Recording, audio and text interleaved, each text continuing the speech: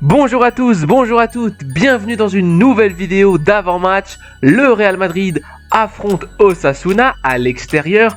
Aujourd'hui, ce soir, à 21h, il faudra prendre los toros par les cornes si l'on veut continuer sur une bonne lancée, si on veut mettre la pression sur Barça, puisque ce Barça ne perd pas. Xavi, perd mon gars, perd, allez, let's go.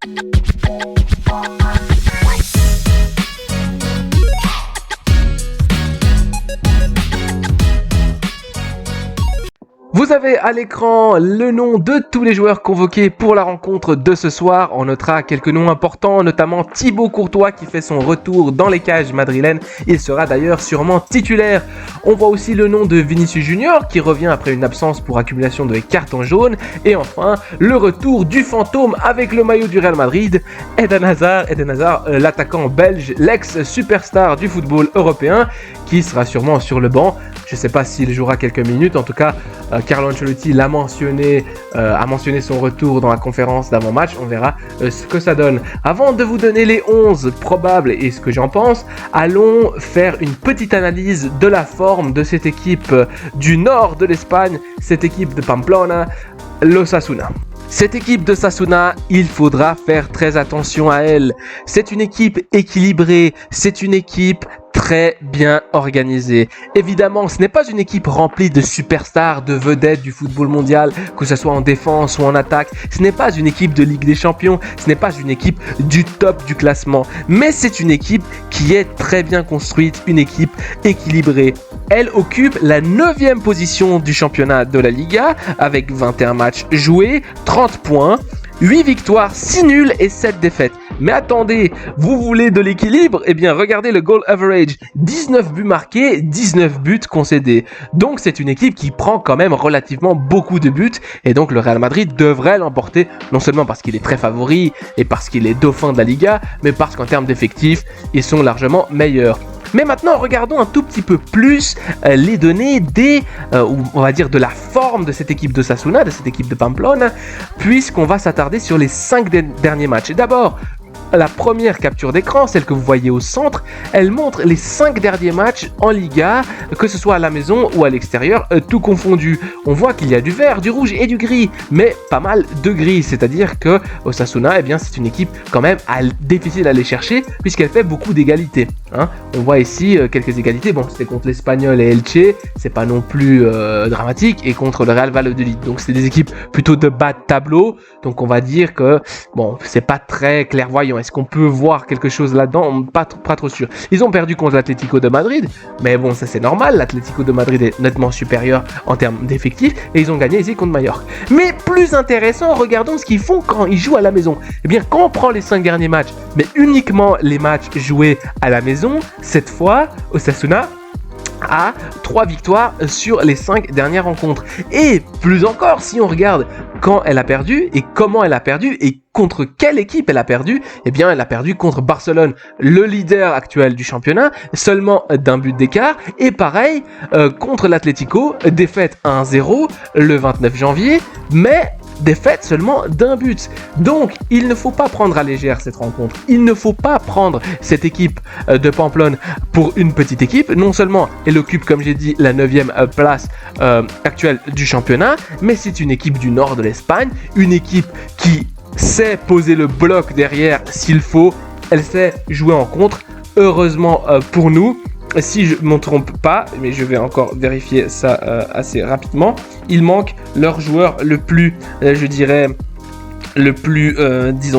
dangereux, électrique, offensivement, incontrôlable. Et je parle du joueur. Comment il s'appelle ce joueur?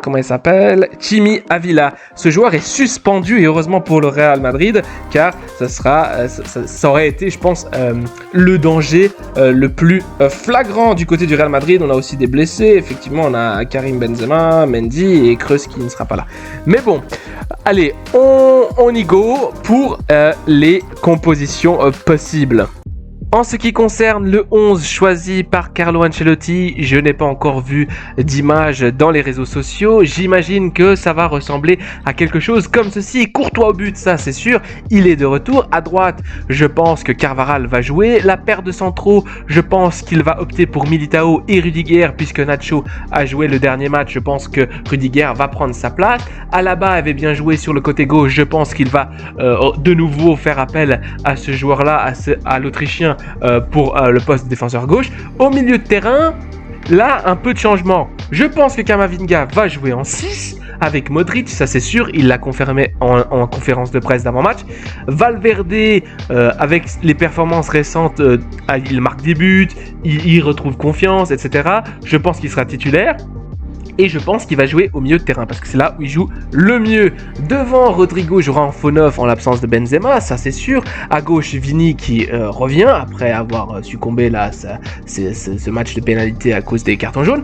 Et à droite, on aura Monsieur Asensio parce qu'il n'y a pas mieux. Et il va pas mettre Hazard. S'il met Hazard à droite, ça risque d'être compliqué pour moi, je risque d'avoir des migraines, je risque de m'énerver et je risque de faire une vidéo d'après-match dans laquelle je serai déçu. Donc ça serait un premier 11 possible, un deuxième 11.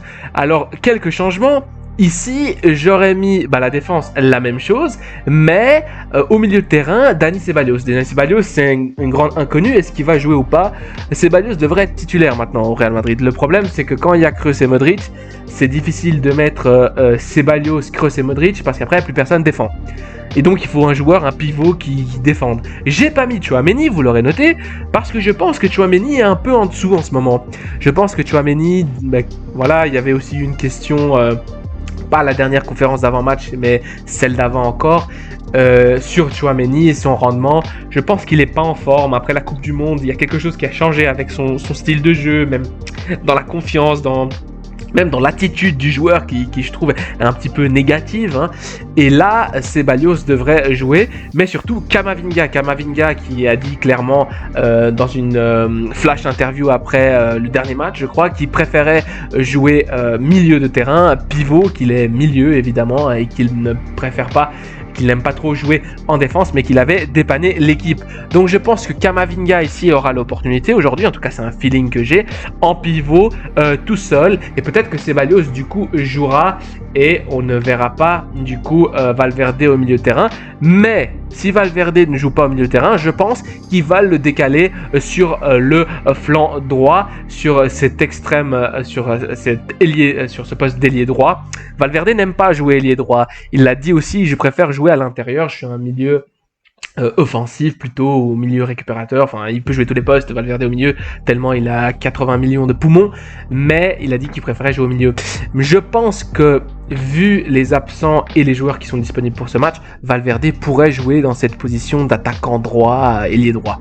Et puis pour le reste, voilà, je vois pas Nacho rentrer dans ce 11, puisqu'il faut faire tourner quand même avec Rudiger, et Rudiger, même si ces derniers temps j'aime pas trop ce qu'il fout parce que il est souvent en retard dans les transitions, etc. Et surtout que quand je le compare à comment il s'appelle, Christensen, qui jouait aussi à Chelsea et où Barcelone sont allés le chercher gratuitement, eh bien ça fait un petit peu mal parce que Christensen, je pense, c'est un joueur beaucoup plus intelligent tactiquement, dans le placement, etc. Alors que Rudiger, il est un peu limité des fois, hein, j'ai l'impression. Bref. On va pas le juger trop vite. Peut-être qu'il nous sort un but sur corner. Peut-être qu'il nous sort la performance de la saison. Qu'est-ce que j'en sais. Donc il ne faudra pas trop le juger trop vite. Donc en résumé, ce match-là très important. Premièrement parce que il y a cette condition qu'on est deuxième à 8 points en ce moment du Barça, mais si on gagne, on revient à 5 points et on met la pression sur le rival catalan qui en ce moment, ne l'oublions pas, traverse une espèce de bonne performance au niveau sportif, mais dans la presse, il y a ce bruit qui court, qu'il y a eu des sortes de paiements à cet ancien vice-président du comité technique et que du coup le club aurait entre guillemets utiliser des vidéos, des rapports techniques pour s'aider dans les matchs et donc avoir une espèce d'avantage par rapport aux arbitres. Et il y a des gens qui commencent à dire ouais, ça sert à rien, si c'est comme ça, il faut leur donner une punition, il faut leur enlever des points, il faut leur enlever des titres, etc. Donc ils sont pas vraiment dans une bonne phase. Ce petit bruit-là peut les affecter et c'est peut-être le cas face à Cadiz. Je crois qu'ils jouent contre Cadiz le prochain match. N'oublions pas non plus qu'ils n'ont plus Pedri parce que le grand sorcier Ten Hag a réussi à en faire en sorte, et aussi Xavi en le faisant jouer tout le temps, que Pedri se blesse, et donc du coup c'est une opportunité pour le Real Madrid de mettre la grosse pression en réduisant l'écart. Allez, c'était tout pour cette vidéo, j'espère que vous avez apprécié et on se retrouve pour la vidéo d'après-match. Allez, ciao.